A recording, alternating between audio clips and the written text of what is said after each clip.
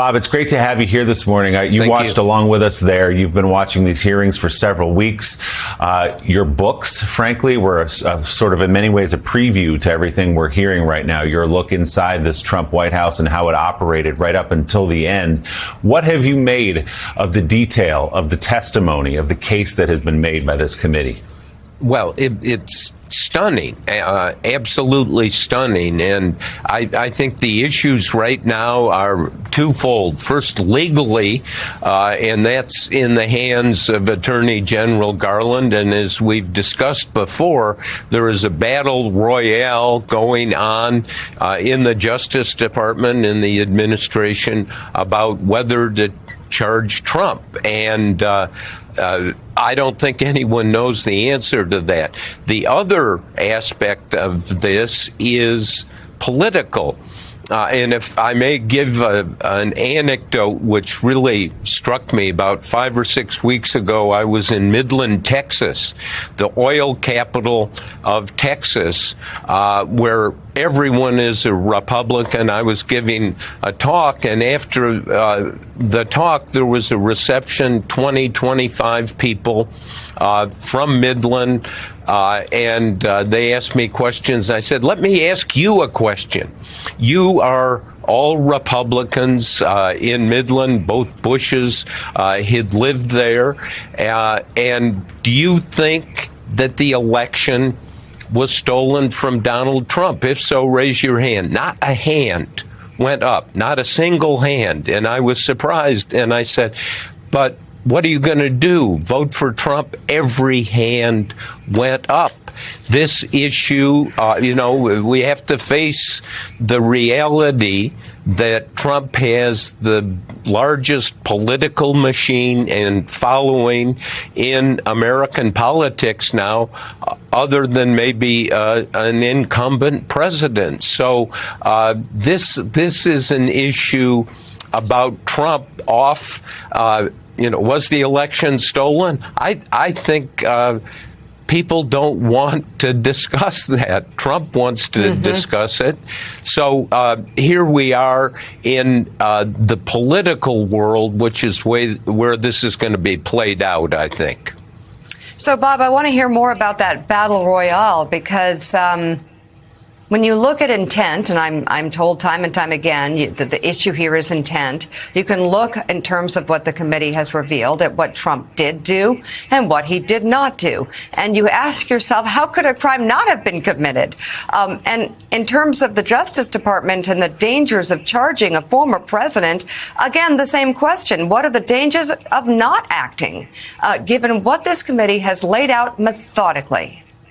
Well, that's exactly the issue. There are strong arguments on both sides about this. But if Trump and all the reporting that's coming out, including in my paper, The Washington Post, we've talked about this before weeks ago. Trump is going to run. He says, I'm going to do it. The question now is when, and what is the strategic calculation, not so much by him, because I think he's driven by emotions, but by the advisors.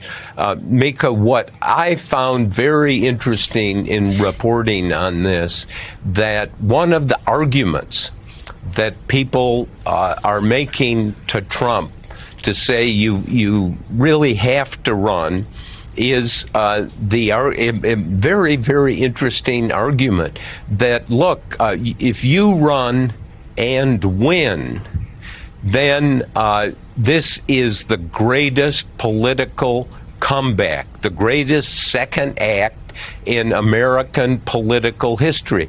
You know Trump so well. This idea of doing something that no one else has done is very, very appealing to him. So I think we're in a world, obviously, of uncertainty, but Trump has lost the argument. People I talk to who deal with Trump say, hey, look, he's got to run not on 2020, but about the future. He's got to run on the Republican issues against Joe Biden and the Democrats, namely inflation.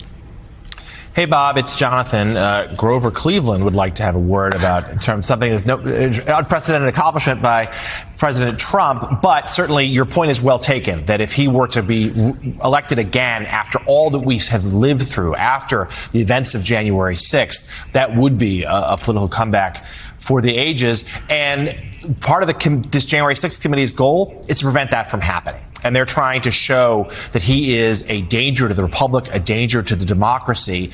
And they're also trying to point the Department of Justice towards potential criminal charges. We've got a hearing coming up in 6 days that's going to be depicting the dereliction of duty of then President Trump on January 6th. But to what you've seen so far, do you think the DOJ has seen enough to potentially bring some sort of charge against the former president?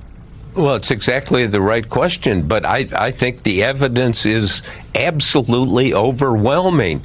And if I may say this, the January 6th committee runs the risk of arguing for something that's really already been proven. And this is a political decision in the Justice Department, in the administration, and it's a political decision by voters. Someone has said, and I think this really is the summary moment, a way to summarize the moment right now, that 50% of the Republicans will run off the cliff for Trump. They're in. 20% want to push him off the cliff. And I think that number is growing, Jonathan, as you've suggested. 30% of the Republicans want to win. And Republicans, just like Democrats, want to win. And I think the status of Trump politically and of Biden politically is much more wobbly than people think, and that they've got to find new candidates, and the polling shows this. People want to look to the future, not the past. Trump, I really feel, has lost that argument that the election was stolen.